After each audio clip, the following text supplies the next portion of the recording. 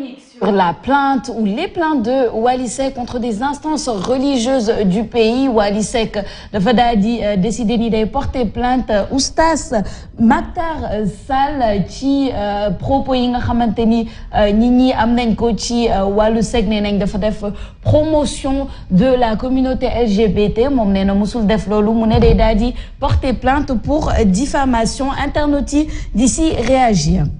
Fama Al-Diop moom nee na je vois des gens dire que Wally warul woon porter plainte Oustaz Mactar Sall xanaa Oustaz du nit wala imam du dem prison ban hadis le ko yàlla wax Ndiathiar moom tontu na nee na nuance il a le droit de le faire mais c'est une erreur stratégique à mon avis il va cristalliser tous les soutiens des religieux vers l'imam et surtout ils vont reprendre ses propos. Est-ce qu'il peut coller une plainte à tous ceux qui relaient ces accusations? Questionnement. Et réponse à Diatar de Fatou 2215 qui dit à un moment donné il faut pas prendre les gens pour des robots. Wally est avant tout un père et un mari. Alors quand la goutte d'eau fait déborder le vase, il arrive qu'il peut mettre la stratégie de côté. Diatar qui répond je lui conseillerais plutôt d'assainir son entourage et d'être vigilant dans ses faits et gestes. Elle répond aussi également, Diatia, un père de famille doit se comporter comme il se doit. Il doit éviter toute posture qui peut prêter à équivoque, n'est-ce pas? El Hadji Malik moom nee na j'ai suivi la vidéo en boucle mais gisuma benn tooñ bu mu def Wally kay moo def lu ñu yabe Sénégal. El Hadji Malik qui rajoute certes Oustaz nit la mais je sais qu'il n'est pas une personne lambda parce que Allah élèvera en degrés ceux d'entre vous qui auront cru et ceux qui auront reçu le savoir. Alors kaddu yooyu la internaute yi wax Oussama ci plainte boobu mais bon Wally Seck dafa gis ni la diffamation selon lui était assez poussée ñëpp jëlaat ay propos ñëpp di wax ni day def une certaine promotion mu décider ni day porter plainte. Est-ce qu'on doit séparer justement le domaine judiciaire du domaine un peu religieux, des croyances un peu religieuses? C'est toujours quelque chose d'assez délicat au Sénégal. Non, j'ai pas suivi l'affaire, donc j'ai pas suivi la prêche ou bien la vidéo Oustaz bi donc xawma lu mu wax. Mais su fekkee Wally Seck dafa seetaan loolu gis ni il est lésé, on l'accuse de quelque chose bi nga xam ne defu ko, c'est son droit le plus absolu d'aller voilà ci yoon pour ñu jéem leen àtte xool ñoom ñaar ñu leeral loolu. Maintenant Oustaz ak puis ça c'est autre chose. Avant tout c'est des citoyens sénégalais. Quand un citoyen sénégalais se sent lésé par wala kenn beneen moroomu citoyen am tooñ ko dañu war a dem ci yoon àtte. Je pense que devant la loi amul góor amul jigéen amul oustaz amul sëriñ amul dara bañ na booy dugg tribunal mbaxane bi mu fay sol benn lay doon juge bi moo koy fal. Donc bañ nañ ba ne fu mbaxane doonee benn. Donc ces casquettes là il faut prendre ça avec des pincettes et relativiser quoi. Ouais, relativiser mais ça soulève l'éternel débat Papa Moussa, l'éternel débat de la séparation, bon j'ose dire des pouvoirs parce que fi ñu nekk Sénégal xam nañ ni la religion on peut même le considérer comme un autre pouvoir parce que daf fi am doole daf ci am importance daf ci am solo surtout quand on touche à certaines croyances, certaines valeurs.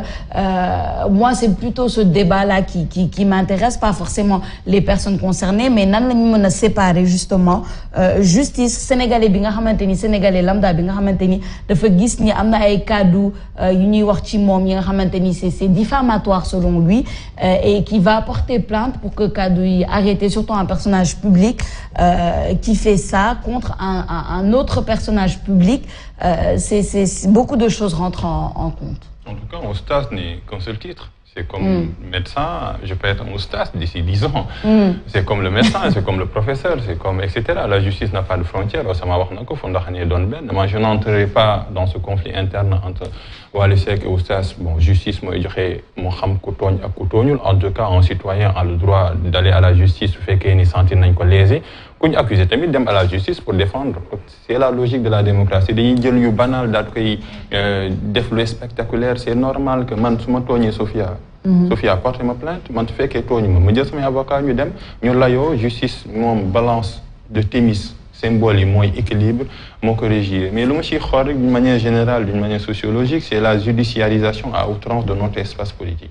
Judiciarisation, c'est-à-dire à chaque fois dañuy dem justice dañuy dem justice dans une société boo xam ne si dañoo nekkoon une société à palabre suñu waxee l'arbre à palabre société boo xam ne si de dialogue la te su fekkee ni justice moo nekk le dernier élément moo nekk le premier élément nit ku amee problème nii rek justice donc ça montre que y a une échelle d'espace de dialogue yoo xam ne si dañ ko briser d'abord les maisons de justice d'abord yoo xam ne si ay médiateurs la l'absence de dialogue et ça montre que un peu entre Sénégalais maintenant on ne dialogue plus soit on s'insulte soit on a des différends te loolu day nekk rek benn microcosme sociétal boo xam ne si day def tache d'huile ba suñu homme politique bi on est toujours en désaccord et pourtant on peut trouver des accords parce que leer na ma ni Osama wala Sophia ak man suñu suñu maam yi bokk nañ Sénégal rëyul un petit espace 196 km², on est 15 millions, on est un petit pays, mais on dirait que on est un grand pays avec des divisions internes, on peut trouver des consensus, bañ di dem ci justice parce que ku tëj doomu jàmbur aussi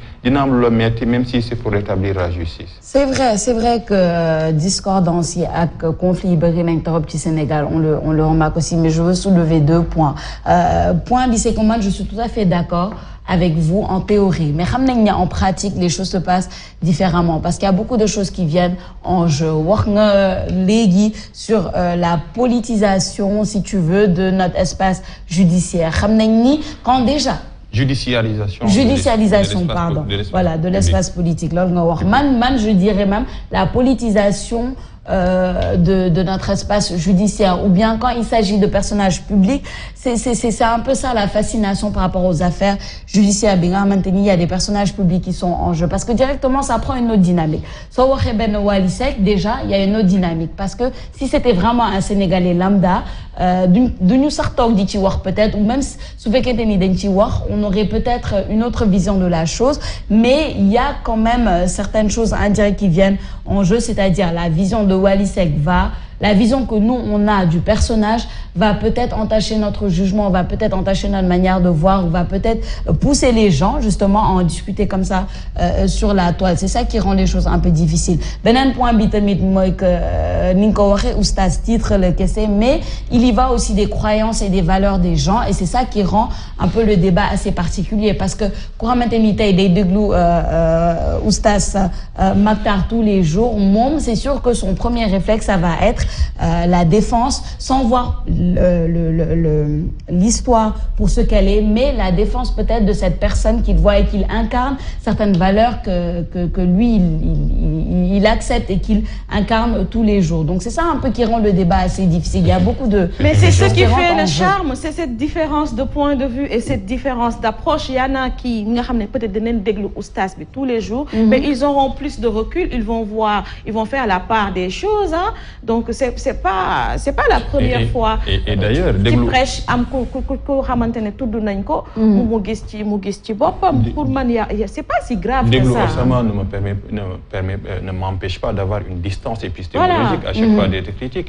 L'indépendance ou pas de la justice, la politisation ou pas de la justice ne se mesure pas à l'aune des hommes célèbres ou bien on parle de justice de Dakar. Il y a tellement de décisions judiciaires qui sont données dans les régions, dans les tribunaux régionaux. Dans l'Indifat, ça définit un seul tribunal, moi, c'est le palais de justice de Dakar. Il y a tellement de décisions qui sont données pour les Sénégalais. Nous condamner là, ou nous le condamner, on développe parce qu'ils ne sont pas des hommes célèbres. Mais on ne peut pas jauger l'indépendance, bien la politisation de la justice quand ben justice de toucher les hommes célèbres. Malheureusement, ils sont des hommes politiques. Leur dossier, ils sont portés devant la presse sous le feu des projecteurs. Mais en tout cas, il n'y a rien. C'est tellement normal que Wally Seck sentait que Oustaz bi Dakar tooñ, Oustaz bi tamit jël avocat dem ñu layoo, ça se fait tous les jours. Ça se fait tous les jours. En tout cas, il faut normaliser cela. C'est pas parce qu'il y a un personnage public que ça devient anormal. Je pense que c'est ça la leçon. Nous autres, on souffre de notre anonymat. C'est exactement ça. Et les personnages publics aussi souffrent de leur célébrité parce que LOL aussi, c'est-à-dire qu'il y a toujours le revers de la médaille. Vous faites que tu es célèbre comme Wally Seck ou tu es célèbre comme Oustaz Mactar. Même aussi, on veut que tu sois au-delà des mortels. On veut que tu sois irréprochable. Chaque acte bien posé, c'est regardé un peu avec une loupe. Ça devient assez compliqué aussi comme ça. Mais la justice, en tout cas, fera ce qu'ils font, on l'espère, et comme on a l'habitude de le dire aussi. Internet, on va féliciter en tout cas ces jeunes diplômés, surtout de ISM. Ils ont reçu leur diplôme ce week-end, oui, et le grand bonheur des parents, des étudiants et aussi des supporters, des familles se sent, surtout si cette vidéo, nous avons vidéo, nous avons commenté. Voilà. À présent, nous allons demander à tout le monde de rester assis, mais aux lauréats de se lever, parce que vous le savez mieux que moi, chers amis. Si vous avez pu réussir 3 ans, 5 ans d'études, ce n'est pas juste parce que vous êtes bon, mais c'est parce que des gens ont été à côté. Ça peut être papa, maman, les deux à la fois, le mari, l'épouse, les amis, tout le monde y a participé. Je vous demande de vous lever et pendant 30 secondes de faire face à ces gens et nous allons les remercier. On reprend, on les applaudit. 30, 29, 28, 27, 26, 25, 24, 23, 22, 21, 20, 19, 18, 17, 16, 15, 14, 13, 12, 11, 10, 9, 8, 7, 6, 5, 4, 3, 2, 1. Merci à tous. Félicitations aux lauréats, cérémonie billet Dakar Arena la Amona. Mais le plus intéressant, c'est que cérémonie billet, ça a levé un débat de la valorisation du diplôme au Sénégal sur la toile. Brice Dekoué Momnen, quelle que soit l'école privée ou publique, arriver au bout de ses études requiert beaucoup de sacrifices et c'est donc toujours un mérite. Ne cassons pas la joie des jeunes. Ce serait méchant, surtout que certains parmi eux ont fait mieux que nous dans les études. Bravo à tous. Amédine Momnen, très joli message. Il est toujours important d'être reconnaissant. Le chemin est parfois long, très lassant, donc c'est une chance d'avoir des personnes près de nous qui nous sortent des messages positifs pour nous tirer vers l'avant. Lamine Momnen, cher étudiant, valorisez votre diplôme. N'acceptez jamais qu'on sous-estime votre réussite. Allez chercher le boulot de vos rêves. Vous pouvez le faire en sortant de l'ordinaire. Rien n'est facile, mais tout est accessible. Salihou Momnen, Sénégal, le seul pays bi nga xamni da ngay am ce diplôme ñu koy sous-estimer, surtout si timeline bi, et c'est vraiment méchant. Réussir ngeen l'essentiel, chercher le boulot de vos rêves ou créer vos propres petites et moyennes entreprises. Cube TM Momnen, le diplôme n'est pas le seul baromètre de la compétence ou de la connaissance. C'est juste un filtre. Pour se valoriser, il faut être compétent. Pour être compétent, il faut continuer à apprendre, de même après le diplôme. Se parfaire, se façonner, se perfectionner. Alors, Mandé, je donne la parole tout de suite à Pape Alunsar, amoureux des livres, amoureux des diplômes et de la réussite. Nos guissés, discussion bobo. Je commencerai à saluer d'abord le parrain, le professeur Souleymane Bachidiane, qui a été le parrain de cet événement. Mais c'est exceptionnel parce que un parcours reste un parcours, un diplôme reste un diplôme. Nous sommes étudiants chez l'école de formation, c'est parce que nous sommes riches. Il y a des femmes qui sont dans les marchés, qui ont de petits commerces. Elles se sacrifient pour faire ces dom ñu jàng dem jàng ISM. Nga génnee diplôme ISM wala génnee dim UCAD wala université Ziguinchor, ce qui est important c'est le parcours et le sacrifice qu'étudiant ou étudiante puis def pour AMCO. À chaque fois, on essaie un peu de mettre des bâtons sur les roues des gens qui avancent. Je ne sais pas, mais on dit tout simplement qu'on jette de la pierre que sur un arbre qui porte des fruits. En tout cas, ce qui est important, un diplôme, c'est le grand cercle, ou bien le petit cercle, il reste encore le monde du travail.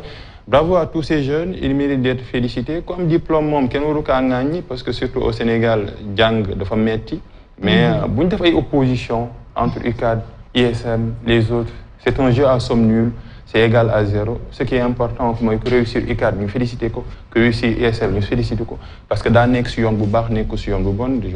c'est juste ma pensée. Exactement, et d'ailleurs, bon, encore félicitations, hein, moi je dis encore félicitations aux lauréats qui timeline bi débat bi rayonne, surtout comme tu le dis par rapport à l'opposition des écoles ou des universités.